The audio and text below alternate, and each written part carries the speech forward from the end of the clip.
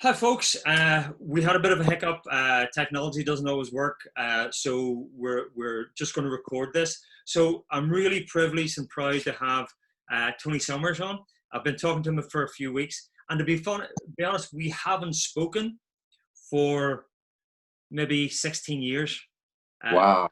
you know, when we met, it was in at Peter Considine, Jeff Thompson course. Can't remember the name of the hotel. We had the conversation. We had tea in a hotel, but it was a very old-fashioned hotel, and all the staff dressed up in medieval That would gear. be Kumabi, yeah. Coombe Abbey, yeah, Yeah. beautiful, beautiful place. A nice place. Lovely place, fantastic scenery, and we connected, and it was just a really simple act of kindness from Tony. We spoke about a book, Man's Search for Meaning by Viktor Frankl, and about a week later, your book, it wasn't the book you'd went out and bought, it was your copy that you had signed, and you had said, great to chat. I never got a chance. I was hoping to actually show you it, but a hard read, a really hard read for me. It was horrendous what happened to Viktor Frankl in the concentration camps, but at the end, you see his humanity and his forgiveness of the people who had caused him so much harm, and talking about his why. So enough of me talking. I'm going to hand you over to Tony. Tony has went from being a martial artist, fire service, counselor, works in multiple different fields with many different people. And really what I want to talk about, if Tony's up for it, is talk about fear and fear management, because I think there's a massive amount of fear. I was in the petrol station today, and there was a woman, somebody walked in without a mask on, and you could see the fear in the woman's eyes. And that is the next big pandemic: fear and mental health issues. Yeah. Well, thanks for having me on, David. It's really kind of you. I appreciate it. It's a real honour. Yeah, it's massive. The fear's massive, isn't it? I guess it's something we're born with. I think in society it's used. It almost fuels society. It keeps society going, doesn't it? That's what I think. I don't know. The whole basis of the world sort of seems to run on fear. Yeah. Whether it's marketing, you need this, you get that. If you don't get that, there's something wrong with you. All of that stuff, masculinity, all of that, it all comes back down to fear. And you're right, at the moment with all the virus stuff, no matter what your beliefs are, I've got a lot of friends who believe it's a conspiracy, which is interesting. I honestly don't know. That's my answer. I'm on the fence. I don't think it's half as bad as people make out to be, but I think that there is obviously a virus out there, but it's not as bad as it's made out. Yeah, and I'd agree with that. Yeah, that's how it looks anyway at the moment, isn't it? Yeah. But yeah, the fear stuff for me, the reason I think it's so important for everybody, but for me, it's a real passion. I think when people talk about a subject a lot, it's because when I'm teaching other people about fear, I'm practicing myself. Yeah. Yourself from being a teacher. You learn a lot from actually teaching the techniques in martial arts. You're still learning yourself. They say if you want to learn something, read it, practice it, and then teach it. Yeah. So, and that way it sinks in. So, when I talk about fear to people, it's because I've had so much of it myself. The martial arts world, during the animal days with Jeff Thompson. Yeah. Were really scary. I mean, when you look at MMA now, it's left it way behind, but at the time that was all new stuff. So that was scary. Being a firefighter at times was scary. I just think we're surrounded by fear. I think part of the problem is trying to overcome fear is that it's an emotion. It's a really powerful emotion. And a lot of times we're trying to overcome it with logic. And for me, logic never really overcomes it. And emotion's more powerful than logic. Yeah. So if we're going to override fear, then we've got to get into the emotion as well. Say for example, I don't do it anymore, but I used to stop people smoking, and the way I used to do that was I'd just build up the pain around a cigarette. I'd apply loads of painful emotion to a cigarette using visualization, using different techniques. So by the time they'd left the session, the thought of them picking a cigarette would be horrendous for them. So. So that's what I'm saying. You've got to make one emotion stronger than the other, and Yeah. that's quite hard to do. Massively hard. And I think that, I personally believe that anger is rooted in fear. Yeah. Aggression is rooted in fear. Yeah, I think fear is one of the primary emotions. It's that you're either moving, as far as emotions are concerned, as far as goals are concerned, you're either moving towards something, you're moving towards pleasure, or you're moving away from pain, that's right. fear. Yeah. And too many people are moving away from fear, but when they get a certain amount away from it, they stop, but the fear catches up with them, and Yeah. the anger catches up with them. So it's we spoke, but we spoke briefly before we went on air, and we were talking about the fact that we both come from a place where we have known anger, we've known fear, we've known aggression, we've known all these things that are, at the time you think they're only, I'm just an angry person, or I'm just a fearful person, or whatever. But there is a way through it. And I think that's what people need to understand. Through counseling with people like yourself, there's a way through this anger, and there's a way through the fear, and there's a way through all the negative emotions that they feel. You really do focus, you sort of double down on dealing with people with fear. That was always, I've watched some of your stuff, and that seems to be something that you really focus on to try and help people with. Yeah, definitely, because I think fear is the biggest thing that holds us back. Yeah. So yeah, I'm trying to think of some examples for you. So whenever I fought in any competitions under Jeff, Yeah. The fear for me was horrendous. Mm-hmm. So that's why I like working with some of the young boxers now and getting on, because once you get in that ring, sometimes you've got you not only have you got your own the opponent in front of you, the biggest opponent is within you. That battle's always about you within yourself.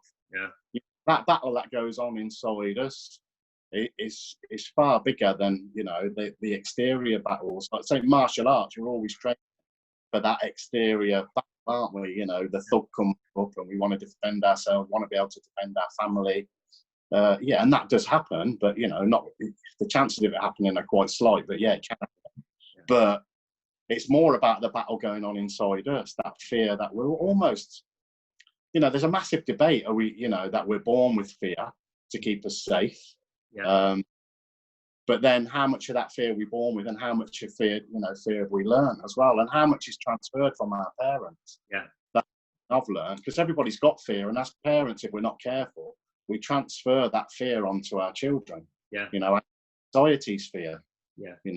And the amount of people suffering with anxiety at the moment is horrendous. Oh, unbelievable. And you talk about passing the fear from one generation to the next. There's actually someone I know, and she's terrified of mice.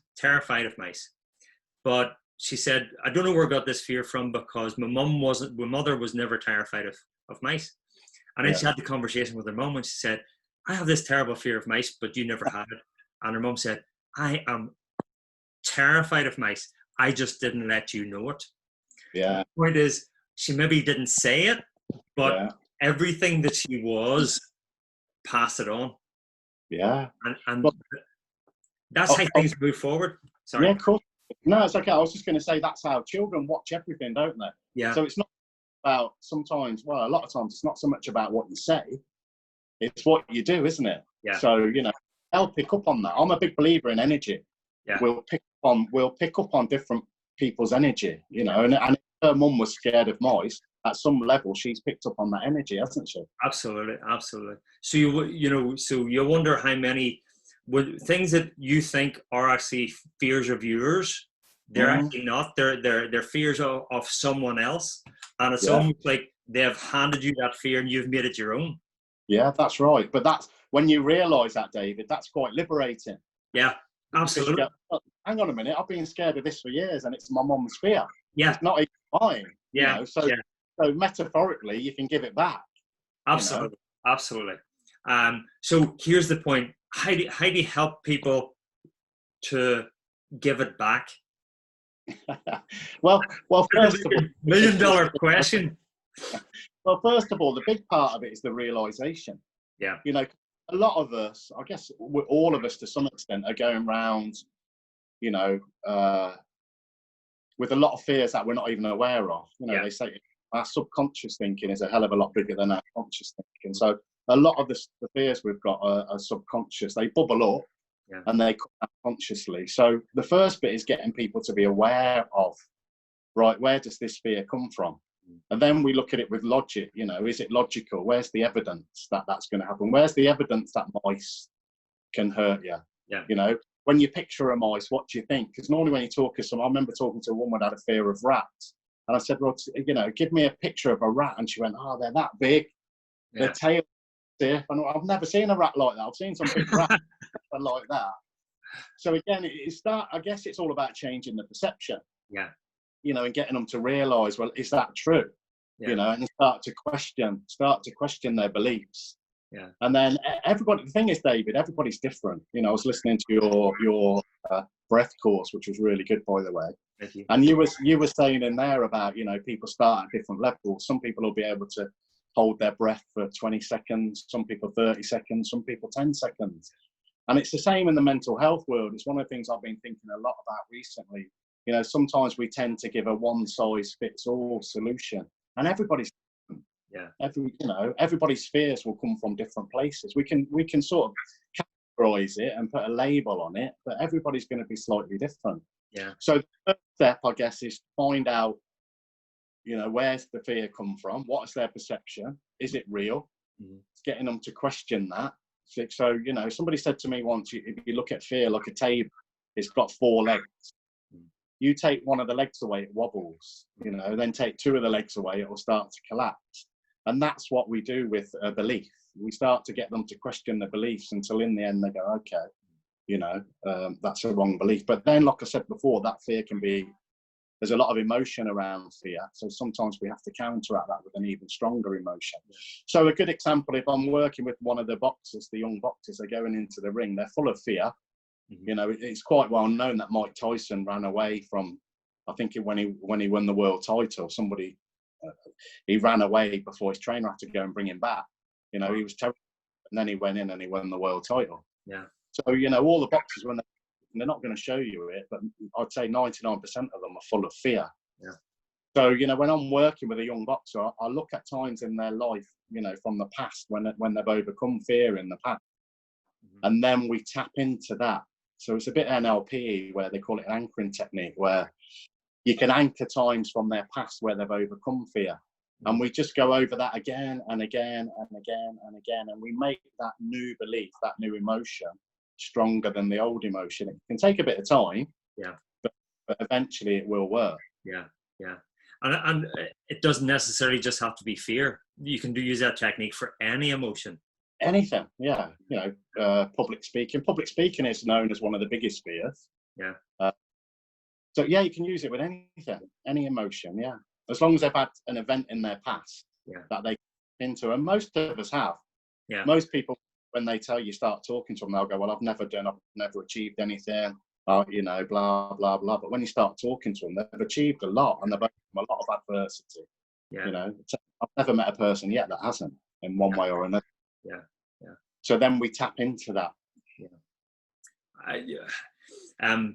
I think that sort of a lot of people who, at this point in time, the fear is just not of one particular thing. Yeah. There's fear of loss of job. There's fear of the coronavirus. There's fear of, for a lot of people, the people who, you know, don't believe it to be real. And I'm not sort of dissing anybody's beliefs. And I have the same sort of concern that I don't want to get an injection in my arm of stuff that hasn't been tested and isn't, you know, I want to see the double-blind studies and all the different studies before I'm letting anybody stick anything in my arm. Yeah. But I do a lot of traveling. I do jiu-jitsu internationally and sort of other bits and pieces. But I would be very concerned if they said, you're not allowed out of the country until you get this injection in your arm. So that I have a little, you know, just not a massive amount of fear, but I have a little bit of fear about that. And so the fear's coming from many different angles. And I also think that at this point in time, it's almost like I'm dealing with a lot of people who are struggling to sleep. That's one of the big things over the last couple of weeks. And what people are saying is, I'm okay during the day, but when I put my head down on the pillow to go to sleep, my head's full of thoughts. Yeah. And what I'm telling them is that your head was always full of thoughts throughout the day. You just kept yourself busy. Yeah. But you actually, and it's probably when I listen to you, it's the same as what you're saying. I'm basically saying, first of all, when you're in your sympathetic nervous system, you're in fight or flight. So those thoughts are going to be crazy. If you can try and get into your parasympathetic nervous system through a breathing structure, that's going to make you more relaxed. And those fears aren't so close. You create that wee bit of distance between you and the fear, and you can see it for what it is. When it's up on your face, you can't see it, but when you can look at it and go, do I really need to be worried about this? Yeah. Because most people's fears are things that haven't even happened. Yeah. Yeah. It's the what's that thing for fear? False evidence appearing real. Yeah. Most fears haven't happened. You're right. And I think another way of looking at that as well is we form neurological pathways. Whenever you learn anything new, you form a pathway in your brain. So when you go to do it again, that pathway is already there. And obviously, the more you do something, the stronger the pathway gets. So repetition is really important. Like you were saying with your breath, you're not going to do those exercises and get it in one go. Yeah. You've got to practice it for a few weeks and then you'll start seeing the difference. And it's the same with this. If you're an anxious person, you'll have those pathways all when you lie down at night, those pathways, it's almost like, I'm lying down at night, here we go again, this is what happens. Yeah. Yeah. So when you do something like breath work or, anything that breaks that pattern, I sometimes say to people, have a mantra. Repeat a mantra, and then it's almost as if inside your brain's going, hang on a minute, this is not supposed to happen. Because you're disrupting the pathway.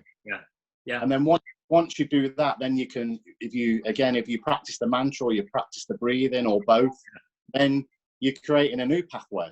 And you get that. Yeah, we were talking about Sam Conlon, who I interviewed 4 weeks ago, and he was, he's quite open about it, so I can speak about it. He had very high anxiety, and one of the techniques that I would give him a breathing technique to put him to sleep, and I said he had to do it 20 minutes before he fell asleep. And at the start, he was lasting about 20 minutes. Now he says he does 3 breaths and he's asleep. Yeah, there you go. The link that he had with, as you rightly say, putting your head on the pillow, the link is crazy thoughts. Yeah. Now he's created a new link, which is relaxed breathing. Yeah. So it's an investment. And what I have found with the people, and I'm sure that you can tell me about your clients, but what I have found is the people who struggle the most with the anxiety and the thoughts are usually the people who are more of a giving person, and they spend that much time worrying about other people that they don't invest in themselves. So there's a lot of people who wouldn't invest the money in going to see a counselor because they don't think they deserve it. I think there's a level of the fear is based on self-worth as well. Would you? Yeah, definitely. I think that's massive. I think when I'm working with people, I think 99% of the time, when we trace everything back, it comes back to not being good enough. Yeah.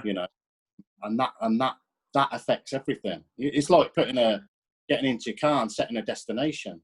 You put your postcode in, and the sat nav directs you, hopefully, to where you want to go. But if you look at it as a human being, in programming our brain, we start off from a place of not being good enough. Yeah. Which is, I'd say that's for the majority of people, including myself in that as well. And that becomes a battle to overcome that, you know. And all the other talks about the fear, the self-esteem, self-worth, all of that comes back to that not feeling good enough. And we don't, because that's so painful, we don't want anyone to know. That's why we wear these masks. And people quite often don't talk about fear, don't talk about mental health. It's a massive problem, especially, it's being talked about a bit more now, but it's a massive problem, especially amongst men. I was looking at some research a while ago, and they were saying of skin cancers, 50% more men are likely to die from skin cancer than women. Now, that doesn't mean that 50 men are 50% more likely to get skin cancer. what it means is that 50% of men are more likely to die from skin cancer because they don't ask for help. Yeah. They put it off. Same with suicide. I think it's something like 3 to 1. Yeah. You know, between men and women at the moment. So, you know, as men, we're brought up not to ask for help because deep down we've got this belief about being weak, not good enough, all of those things, you know. Yeah. I personally believe that, well, my belief structure has changed drastically over the years because I just, you know, I would class myself as a workaholic. You know, that was my drug of choice. And that's based in feeling not good enough, you know, because, you know, you have to prove to everybody you're the hardest working person in the room. You're going to do more than you're going to be the first person in, the last person out, and you're going to take responsibility for everything, even if it's not your responsibility. You'll take responsibility for it. And being a workaholic is it's a symptom. Same way as, you know, I was talking to somebody earlier today, and they had a relative who's an alcoholic. That's a symptom of lack of self-worth. Yeah, definitely. Because you can be genetically predisposed to have the gene that makes you addicted to alcohol, but there's people who don't go down that line because they've built their self-worth. Yeah. You know? And I think self-worth, fear, massive. I think it's male, female, but especially, I think you're 100% right. Men don't ask for help. No. And they'll mask the symptoms with alcohol or violence or sex or work or whatever it may be. They'll mask it. And I think that's why, and again, we spoke just before we went live, and I was saying that I spoke to somebody who gave me counsel a few years ago, and I put it on Facebook. And it was not sort of that I wanted to open my heart and tell everybody I've had a hard life and I needed counseling. It was because I've got to the point where I want to help other people. You know, just want to help other. And you as a counselor get it. You know, you could have any other job you wanted, but you chose to be someone who helps people. Because that's your character. And I feel that I want to do that too. But the thing is that people weren't commenting on the post, but they were sending me private messages saying, you know, I feel really worthless, or I'm drinking too much, or I'm frightened of losing my job and I haven't told my wife. And it just shows you that men are sort of, they're just not opening up. And that's where the problem lies, as you say, 3 times more likely to commit suicide. And it's such a, you know, I've had, not in my sort of immediate family, but in my greater family, I've had people who committed suicide, and it's such a tragedy, because you as a member of their family or as a friend, you think, what could I have done? You know, why didn't they put a bit of faith in me and talk to me about it? Because you know, so if anybody is thinking that life's not worth living, they should basically talk to anybody. Samaritans, a friend, a family member, anybody, a counselor. I think it's so important.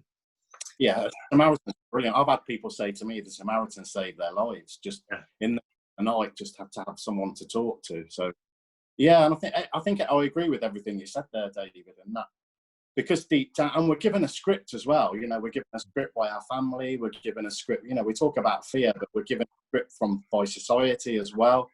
You know, about the way, and the key word here is should. You know, the way we should be. So, you know, I was brought up that the man is, you know, you're the man, you're the breadwinner. You know, what you say goes. All that. That's the way my dad was. So then that's, you know, like we were talking about kids earlier, watching taking everything in. So then, you know, you're supposed to be the strong one. But at times you don't feel, well, I know I haven't. At times I haven't felt like the strong one. You know, things are wrong. I'm supposed to be the breadwinner, but I lose my job. You know. So then all of a sudden I'm not living according to this script, this almost unscript, which is very powerful. So because I'm not living to that script, that's when I start to feel weak. That's when I start to feel like a failure. That's when I start to feel not good enough. And that's when I can start going to those dark places if I'm not careful. Yeah. But and again, part of it is questioning that script.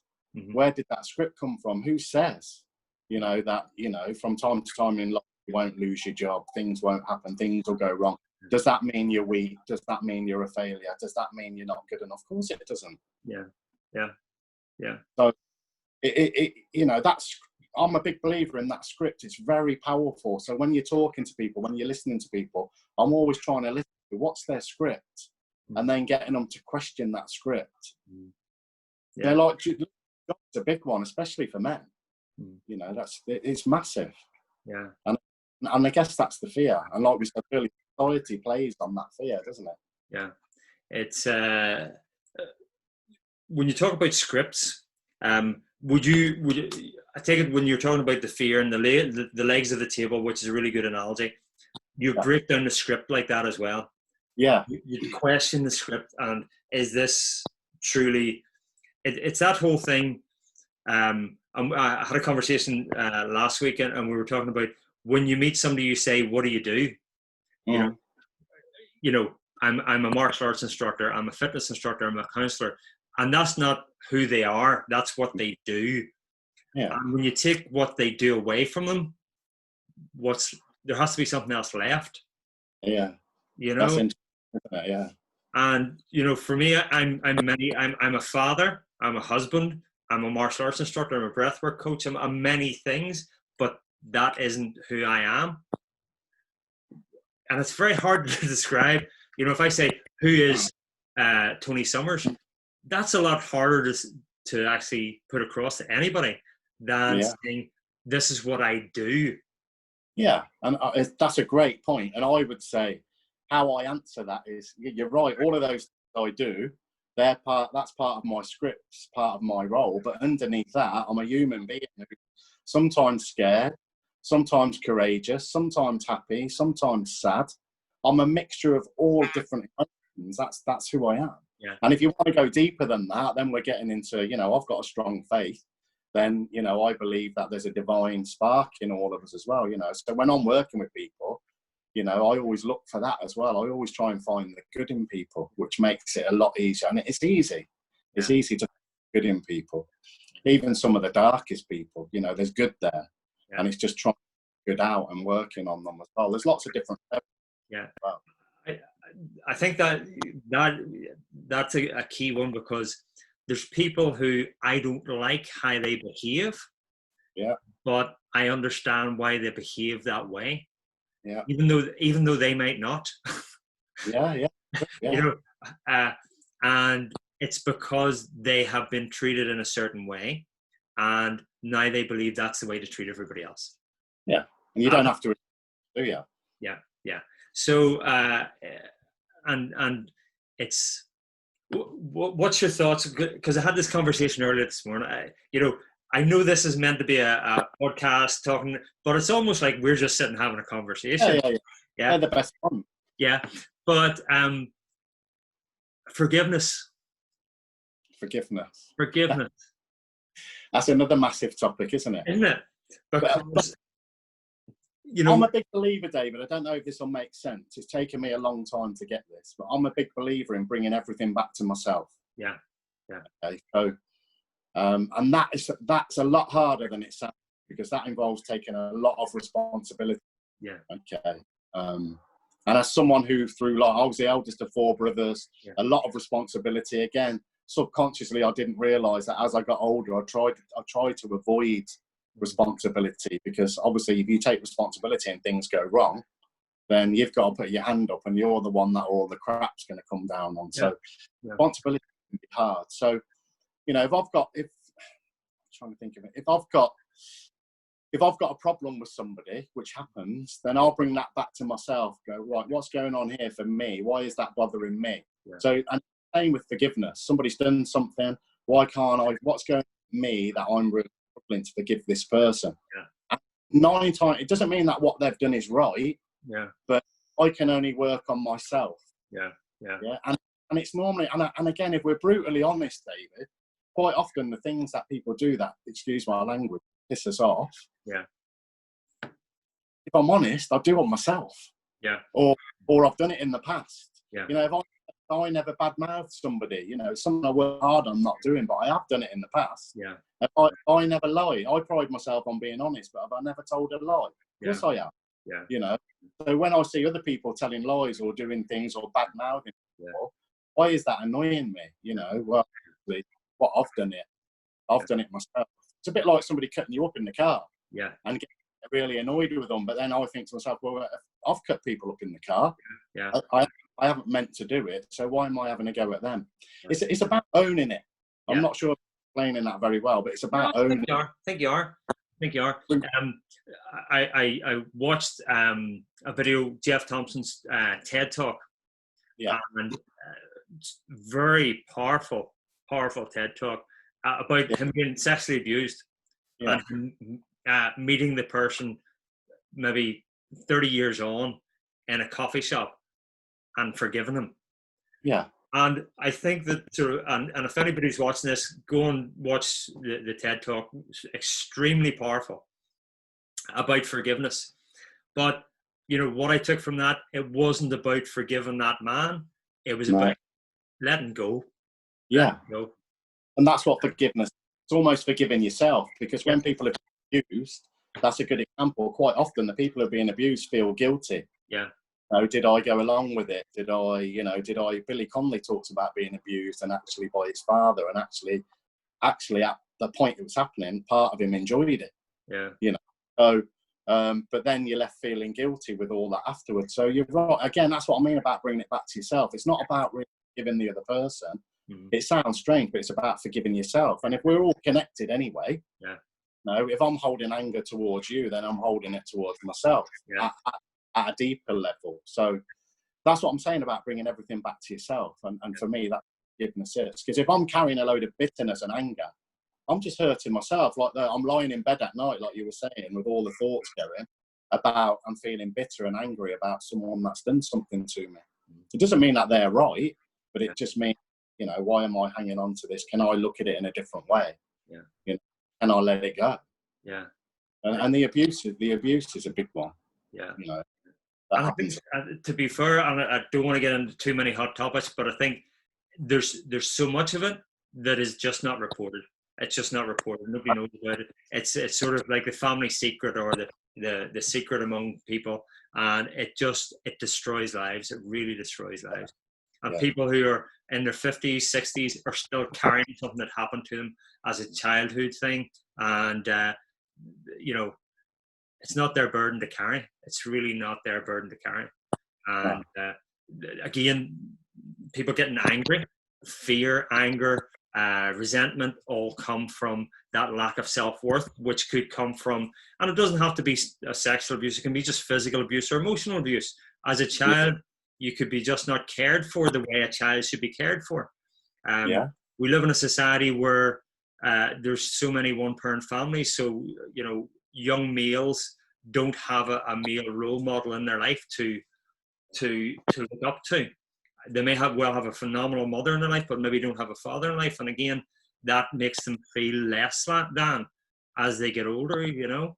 So I think it's massive in men. I think it's massive in the community. What for yourself? You've grown, you've developed. What would be the key things that you have done for yourself to get yourself to the point that you are now, where you're sort of comfortable in your own skin, you know? And that's all we can ever ask for. Yeah, I think, that's, I've got a friend he's an alcoholic, but he hasn't had a drink for about 17 years now. Yeah. But he still calls himself an alcoholic because he knows one drink and he'll be back there. Yeah. And he always says that his definition of success is, that, as you just said, to be happy in your own skin. Yeah. And I think that's a never ending. I think that's where people go wrong as well, when we're looking for the external stuff all the time. Yeah. That's what I'm saying about bringing it back to yourself. It's an internal job. Yeah. It's not an external job. It's an internal job. Yeah. So, you know, what have I done? That's a lot of it is facing the fears and actually challenging those beliefs about myself and challenging the script. Yeah. And that's really uncomfortable, you know, stepping into the fear, feeling it. It's that old saying, isn't it? The book, Feel the Fear. Anyway, you know, there's a lot of truth in it. being honest, I've never managed to get rid of the fear. I've just learned to sort of go with it and go, here it comes again. Yeah. Right. I understand. I've had it so many times. I'm just going to go with it. I'm not going to let it. Yeah. You know, and if I'm honest, there are probably still things that it just stopped me doing that I'm still working on. I think everybody's the same. I think we're all on the same road. It's just some people are a wee bit further down the road than others maybe. And if you're a bit further down the road, sort of, I personally believe that you should look back and whoever's behind you, give them a bit of a hand and help them along the way. So with regard to you do this for a living, obviously. So you're a counsellor. Is it courses you take, or is it one-to-one? Is it over the internet? Is it in person? And have you written a book? Did I hear yeah. I wrote a book because that was another fear. Yeah. But again, this is part of Jeff. I'm big mates with Jeff, and Jeff's always telling me off for not putting myself out there enough and stuff like that. So that's another fear for me. I'm not sure if it's a fear or there's something I'm still working on. Is there a bit of fear there about putting myself out there more than I do? Yeah. Or I'm quite happy working with people on a one-to-one, one-to-one level. I believe in God, and I always say to God, whoever you put in front of me, I'll work with them. Yeah. And then some go mad, why did you put me? I didn't mean here, did I? Yeah. So that's an interesting concept.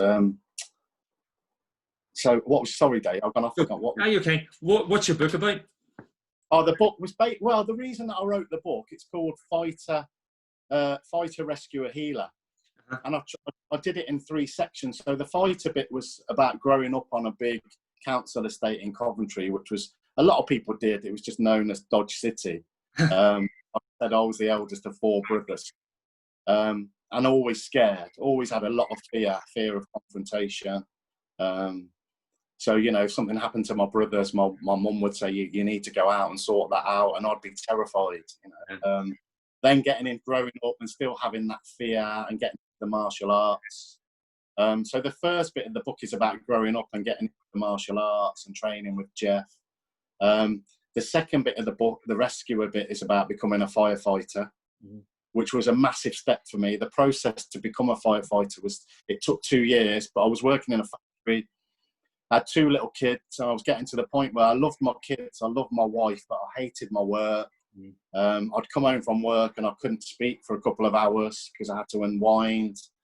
I'd listen to all the old guys in the factory talk about, I'm talking about, I was probably 26 now.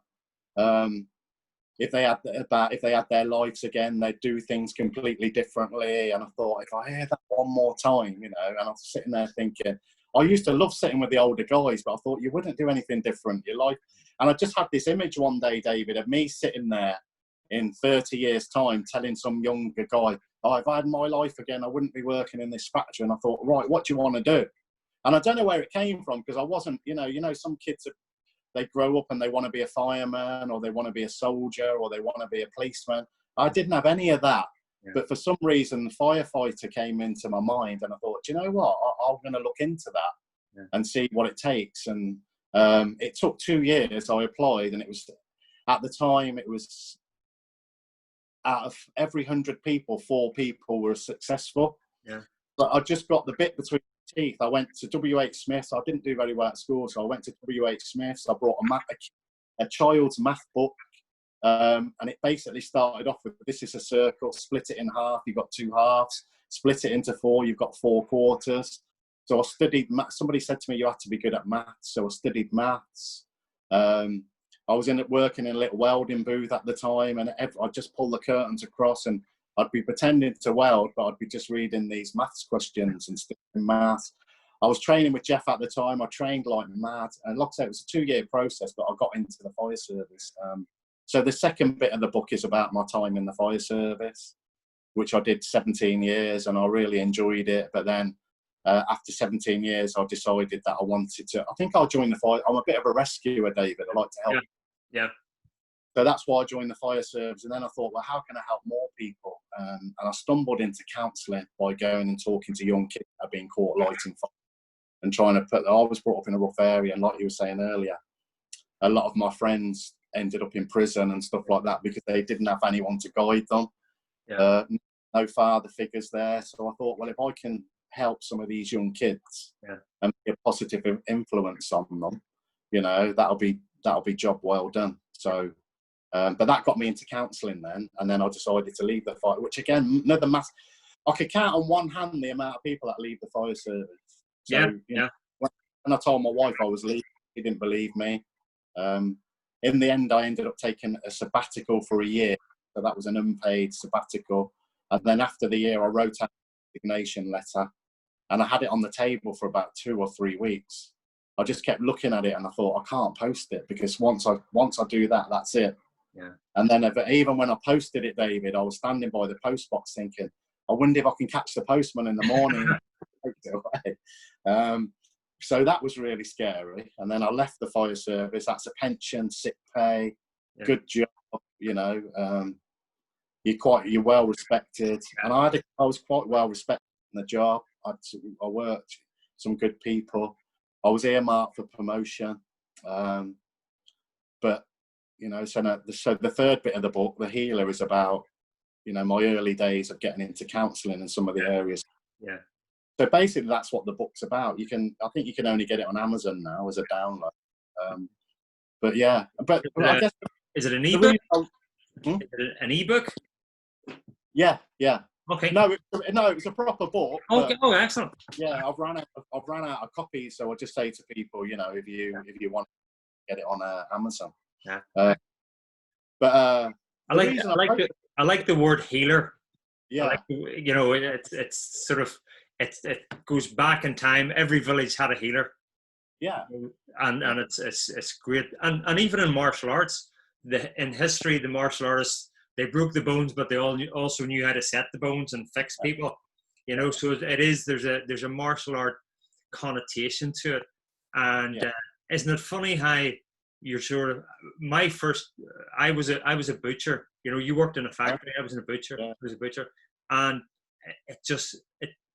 there was no joy in it. It was a job, and I liked the people around me, but the counter of the butcher shop was maybe 10, 15 foot long, and I would walk from one end to the other all day long. Yeah. 5.5 days a week, walking from one, and I used to look out the window and go, is this all there is to my life? Is this it? Yeah. And I took up martial arts, and I had an opportunity, and I started teaching martial arts, and I still teach martial arts to this day. And then the breath work was sort of 5 odd years ago. I brought Steve Maxwell over to take a breathwork course for me, and I came out of the course and thought, why did I not know this? How did I not know? I'm a sort of 50-year-old man. I didn't know how to breathe right. Yeah. I didn't know that I was actually inducing some of my own stress by breathing in a certain way. Because it's the link between the conscious mind and the subconscious mind. You can't stop your heart you can't tell your heart to stop beating as fast, but you can slow your breath down, and that gives you control. So.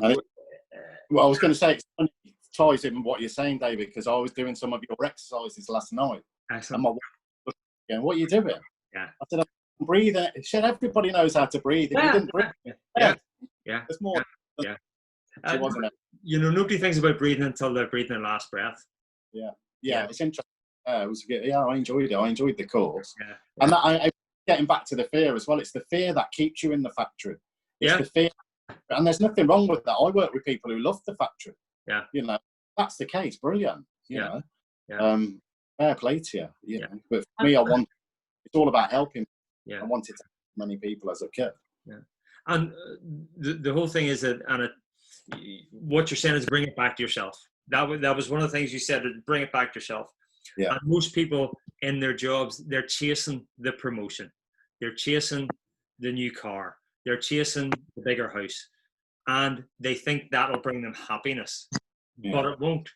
It just adds to the bills out. You buy a new car, and for the first 3 or 4 weeks, you're going to be as happy as you get out driving about in your car with a new smell. And then after a while, somebody's going to scrape it, and you're going to go, I spent so much money and scrape, and it loses so much value. And really, it's the car. I used to think, all these things were important. Now, to me, what's important is, you know, I had an hour between, I was working with a client this afternoon, and I had an hour and a half, and myself and wife were 20 minutes from the coast. We drove down to the coast and drove along the coast for 20 minutes and then drove up. And that just made us happy. Brilliant. You know, just made us happy. Just driving along with the windows down, and beautiful day. And that's what happiness is. Yeah. And I think the other thing is, and you can give me your view on this, I think people think how you can have happiness all day long. Happiness is just a thing that's fleeting. You can't expect to be happy all the time. No, and I think you're right. And again, it's comparing, isn't it? You know, I remember saying to somebody, when were you at your happiest? Oh, when I was in Florida with the kids. And you can't stay in Florida all the time. And I'm guessing if you did, you know, after a few, I don't know, a few weeks, months, even that would get a bit boring. But if that's what you're setting, you know, you're making yourself, that's your happiness. When you're at your happy, you're not, like you said, you can't stay there. Yeah. But again, you know, I remember working in the factory. It's really interesting. That's just come back to me. I can't remember if I put this in the book, but I used to sit with all the old guys. I think, and one day I couldn't. There was nowhere to sit, so I went and sat with somebody else. Again, another older guy. I never met this guy before, and we got chatting. And he was telling me all about his son. His son had had some mental health problems, and they'd managed to get him his own flat, and you know, it'd been a big upheaval for them. But this guy was so happy. You know, all the stuff through. I was listening to him thinking, how can you be that happy?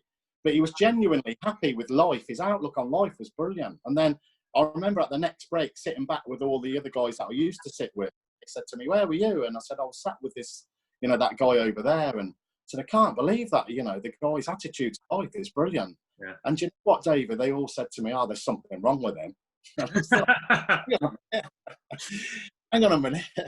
There's nothing right. He's got the right attitude. So I think attitude and beliefs, but you're right. You can't stay at that level all the time. A lot of it comes down to perception, doesn't it? Yeah. You know? I'll tell you a similar story, but not the same. I have a friend who's in the bank. They were working, they had to stay down in Dublin to do a job that was taking 3 days. Him and another member of staff.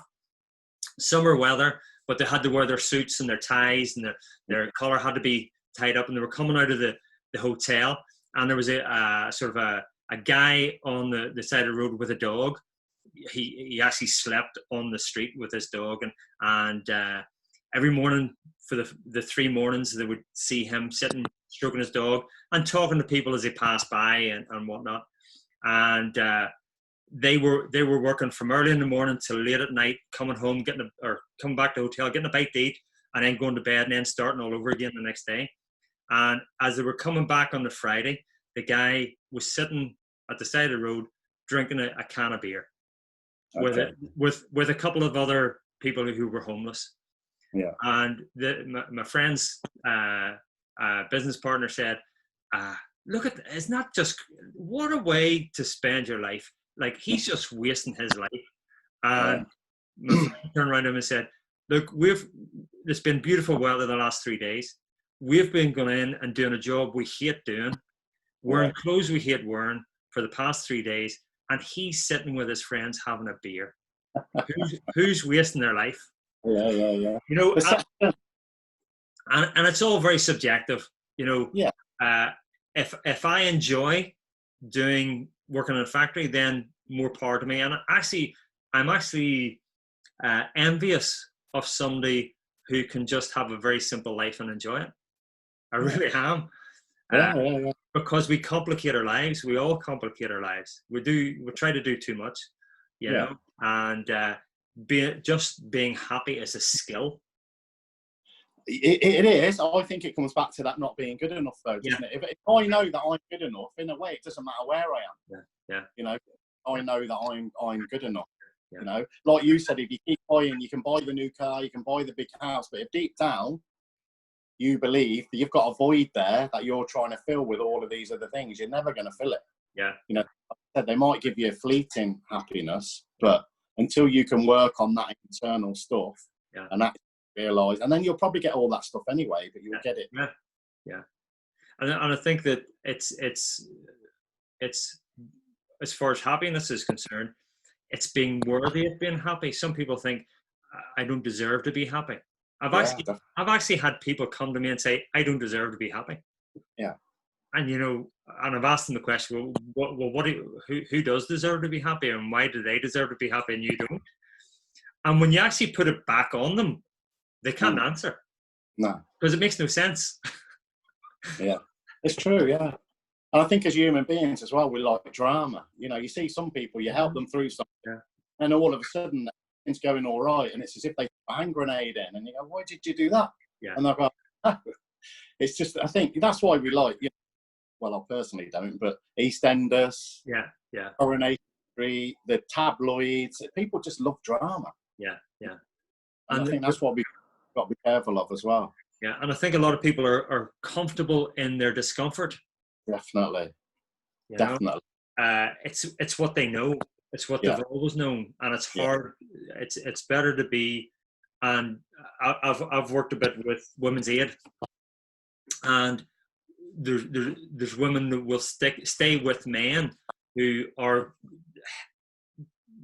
appalling to them, absolutely appalling to them, because it's what they know. Yeah, it's a script again. Yeah. That's what I'm saying, how powerful that script is, because if part of your script is this is all I deserve, this is all I know, this is what then this is what it's like for my parents, this is what it's like for me, however it is, if that's your getting off that script is so hard. And again, because that involves change, that involves steps that, like you said, you can get comfortable with your discomfort. Like sitting on a rusty nail, isn't it? Somebody said to me once, it's like you're sitting on a rusty nail, but you're not getting off it yet because it's not sharp enough. When it's sticking in you, you'll jump up and then you'll do it. But again, back to the pain, isn't it? It's not painful enough. Yeah. It's listen, Tony, we've been on for about an hour. That's gone quick. I think it's about an hour. I think we started a wee bit late. Okay. I thoroughly enjoyed talking to you. Absolutely fantastic. I'll put a link to your webpage. It's not as if we're, to everybody who's watching, we're not trying to sell you, Tony, but I think that there would be some of you who would benefit from going on the site, seeing some of the stuff he's done. If you're into reading, maybe getting his book and seeing if it resonates with you. I think that sometimes you just resonate with certain people. Yeah, definitely. I think we come from the sort of the same martial fighting mentality and moving forward. And I like that word, the healer, that we start. And I think that the process is, first of all, to heal our own wounds. Definitely, yeah. And then to sort of, once we've resolved, we'll never resolve all our issues, but when we've resolved a certain amount, then we can start helping other people to heal their wounds. And I think that's a really commendable thing that you've went. I'm only touching on the breath work. Still martial arts is my main thing, but I think what you're doing, and to take that leap of faith from a job that gave you all the security in the world, and actually, because you had a passion for helping people, to actually take that leap of faith and do the work you're doing, I think it's fantastic. I would say this will be a very much watched video, because I think it'll resonate with a lot of people what you're saying. I'm going to finish off. I'm going to say your goodbyes. I'm going to turn off the record, and then we can have a wee quick conversation, because I still want to talk to you a bit more. Okay. Yeah, I just thanks to everybody watching this. If anybody wants to get in touch, you can get in touch through my my email, tonysummers.com. I think David will put it up. Yeah. But all I would say to you, face your fears, really. Yeah. And that's helping people. For me, I'll just quickly tell you, I went to the Vatican for my 50th. I went to Rome, and I loved Rome. I was brought up as a Catholic. Yeah. And I didn't know how I don't go to church, so I didn't know how I'd feel being in the Vatican. Yeah. It's an amazing place. Yeah. And I'm in St. Peter's at the end, and I'm thinking, this place is amazing, all the art, all the culture and everything, but I'm not feeling anything. And then I went into one of the side chapels, and I was saying a few prayers, not feeling it. I was saying to God, God, help me to do this. God, help me to do that. Nothing. And then I said, God, help me to help other people. And the feeling that came over me was incredible. Yeah. That's, for me, that's what I, he talked about Viktor Frankl. He talks about having a why, having a purpose. But for me, that's purpose. It is about helping people. But when I'm doing that, bringing it back to myself, I know that I'm helping myself as well. So. Absolutely. And fair play to you, David, putting these, your breath work. I went through the course. I really enjoyed it. There's a lot there. My wife's wrong. Yeah. Everybody knows how to breathe. It's a very simple thing to do, but none of us really understand it. We live between two breaths, our first and our last, and most people don't pay any attention to it the whole time going through it, but it is vital that we do it correctly. Tony, thank you very much. I will be posting this on the page, and thank you.